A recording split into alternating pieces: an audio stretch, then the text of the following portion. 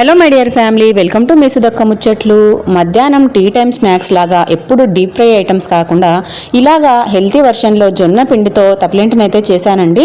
ఈరోజు అయితే అదే మీతో షేర్ చేస్తూ ఉన్నాను. ముందైతే దానికోసం ఒక అర్ధము సొరకాయనైతే ఈ విధంగా తురిమి పెట్టుకున్నాను. సన్నగా ఉల్లిపాయ ముక్కలను అయితే కట్ చేసి పెట్టుకొని ఒక బేసన్లోకి వేసుకొని ఒక 2 కప్పుల వరకు జొన్న పిండిని తీసుకున్నాను.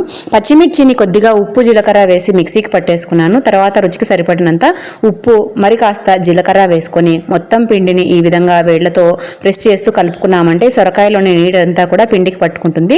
ఆ తర్వాత కొంచెం కొంచెంగా నీళ్లను వేస్తూ ఇది చపాతీ పిండిలాగా తడిపి పక్కన పెట్టిన తర్వాత ఇలాగా నేనైతే బాణల్లో తీసుకున్నానండి. కొంచెంగా ఆయిల్ని వేసుకుని కొంచెం పిండి ముద్దను తీసుకుని వేళ్లతో ఈ విధంగా ప్రెస్ చేస్తూ ఉండాలి. మీకు ఇలా గనక రాకపోతే ఒక తడి క్లాత్ పైన కానీ లేదా కవర్ పైన కానీ మామూలుగా వేళ్లతో రొట్టెలాగా తట్టి పెన్నం పైన వేసి కూడా కాల్చుకోవచ్చండి. ఇంట్లో అయితే ఇలానే అలవాటు కాబట్టి ఇలానే చేస్తూ ఉన్నాను.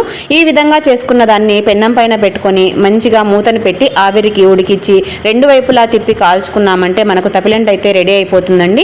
పిల్లలకు మార్నింగ్ బ్రేక్ఫాస్ట్ లాగా కానీ లేదా నైట్ డిన్నర్లోకి లేదా టీ టైమ్ స్నాక్స్ లాగా కూడా ఇవి చాలా బాగుంటాయి. ఇందులోనే పచ్చిమిర్చి అన్నీ వేసుకున్నాం కాబట్టి ఇంకా పైన మళ్ళీ ఏ కర్రీ అవసరం లేదు, చట్నీ అవసరం లేదు. కావాలంటే పికిల్తో కూడా చాలా బాగుంటుంది, పెరుగుతో అయితే ఇంకా బాగుంటుందండి.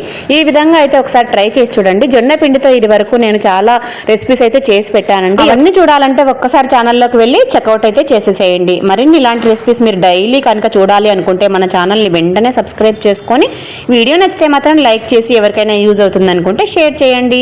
మరొక మంచి వీడియోతో మళ్ళీ మీ ముందుంటుందండి మీ సుధక్క. అంతవరకు సెలవు. వీడియో నచ్చితే మాత్రం లైక్ చేయండి. నేనైతే ఇప్పుడు వేడిగా ఈ జొన్న తప్లింటు సొరకాయ వేసింది తిని ఎలా ఉందో టేస్ట్ అయితే చెప్తాను చూడండి. అద్దిరిపోయిందండి. క్రిస్పీగా స్మూత్గా చాలా బాగుంది. ఒకసారి ట్రై చేసి చూడండి.